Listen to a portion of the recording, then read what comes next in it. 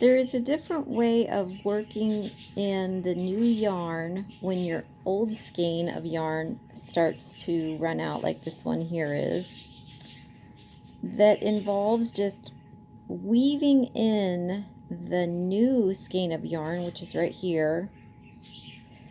And this way you don't have to actually go back on your project and weave in all those loose ends. Now the difference between this is usually when you weave in your yarn, you just kind of run it along the very bottom of your stitches with a yarn needle.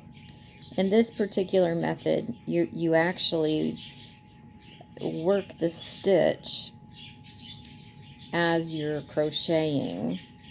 So you'll just work that new yarn, you'll just yarn over with the new yarn and the old yarn, and you'll pull up your loop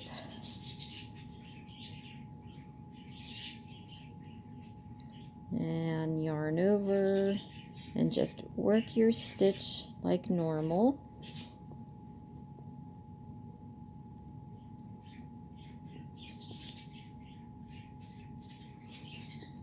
And I usually have enough of this to work in for about 2 stitches. So I'm going to go ahead and work my next stitch. I'm working an extended double crochet for this particular blanket that I'm working on.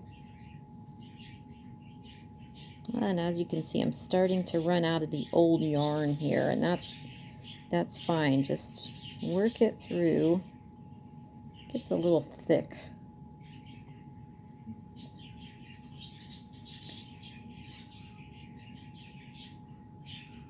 And you can kind of see where the old piece is right there. You'll just kind of snip that off later on also, and snip this off. And then you have 2 new stitches that were created, and these actually contain both the new and the old yarn.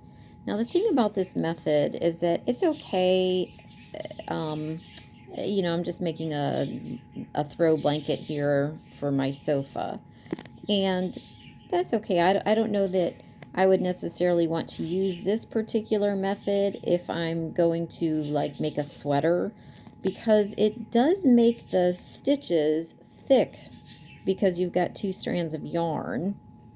So for a blanket, it's fine. Again, for like a sweater, I would opt to just weave in the ends instead of stitching them in at the same time. But it's a different method, and it does make it nice because you don't have so many yarn ends to weave in at the end of your project.